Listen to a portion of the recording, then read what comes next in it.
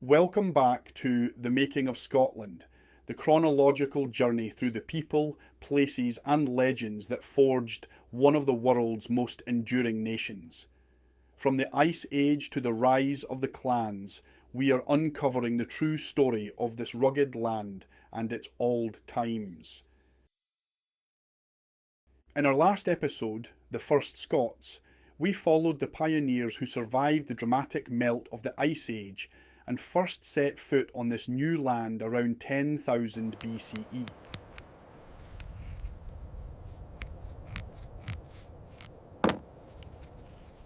Today, we delve deeper into Chapter 1, Prehistoric Scotland, by exploring the first hunters of Mesolithic Scotland. This is the era of the Wildwood, where communities thrived not just on the coast, but deep in the dense new forests. We will uncover the ingenious skills and the profound knowledge that made these hunters the true masters of the newly greened land. If you want to ensure you don't miss a single stage in this fascinating journey to the kingdom of Alba, please do take a wee minute to subscribe to the channel. Hit that like button to help these stories travel further, and let us know in the comments below what part of Scotland's ancient past you're most keen to explore. By 8000 BCE, the Scottish landscape was irrevocably changed. The cold tundra had vanished, replaced by the Wildwood, a vast, dense blanket of birch, pine, and later deciduous trees like oak and elm. This was a profound shift. The Mesolithic Scots who occupied this land were forced to evolve from open country trackers into masters of the forest. Their entire survival hinged on seasonality, an encyclopedic year-round calendar of resources. Spring brought the crucial salmon run and tender new plants. Summer was for inland hunting and securing stores of wood. Autumn was for nuts and berries. And winter was a desperate retreat to sheltered coastal or valley camps to survive the hunger gap. These hunter-gatherers were experts at reading the natural calendar.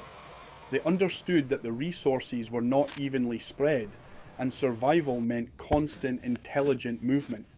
Their homes were not built of stone, but were light, simple, temporary structures, often just a few posts and hides, designed to be left behind quickly as they followed the cycle of the Wildwood. Their primary weapon remained the bow and arrow, tipped with the tiny geometric microliths. These highly effective points were often carefully bartered between different groups, suggesting a vibrant and interconnected network of trades stretched across a seemingly empty land. Crucially, they developed specialised tools for the Wildwood. We find evidence of adzes, heavy chipped stone tools used for working timber. This suggests sophisticated woodworking, allowing them to fell trees and craft vital tools, including early forms of simple, durable containers. In the glens, they hunted the majestic red deer, using cunning ambush techniques rather than mass drives. They also hunted wild boar and tracked the massive European elk. Archaeological evidence from the Cairngorm Mountains shows high-altitude camps used by specialist hunting parties who would venture deep into the interior, away from the communal coastal sites. This mobility and specialisation were the keys to conquering the demanding terrain. The vast network of lochs and rivers became the vital highway through the thick forest. Unlike the tangled undergrowth, the water offered swift and silent passage. The refinement of watercraft was essential. Logboats, simple hollowed-out tree trunks, provided stable transport for goods and people inland. But the greatest development was the curragh, a sturdy, light framework of willow or hazel covered in waterproof animal hides.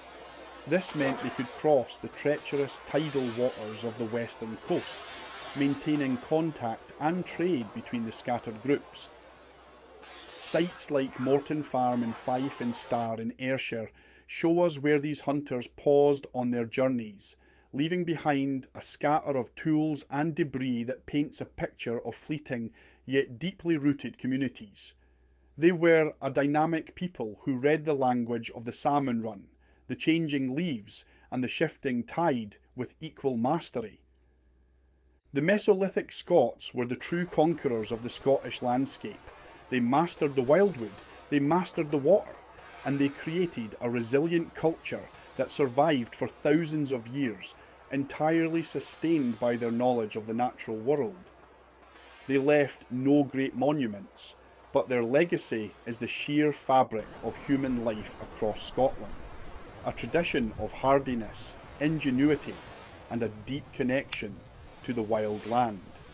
Join us next time for the next part of Chapter 1, Prehistoric Scotland, as we explore Oronsay, life on the edge of the ocean, and delve into the archaeological secrets found on a tiny Hebridean island that perfectly captures the intensive coastal focus of these ancient communities. If you enjoyed this journey to the very genesis of Scotland, please do show your support. We've got a long road ahead of us to the formation of Alba and beyond, and the best way to ensure you don't miss a single chapter is to subscribe right now. Don't forget to like this video and let me know in the comments below. What site from Scotland's earliest history fascinates you the most? Thank you for watching Old Times of Scotland. We'll see you next time.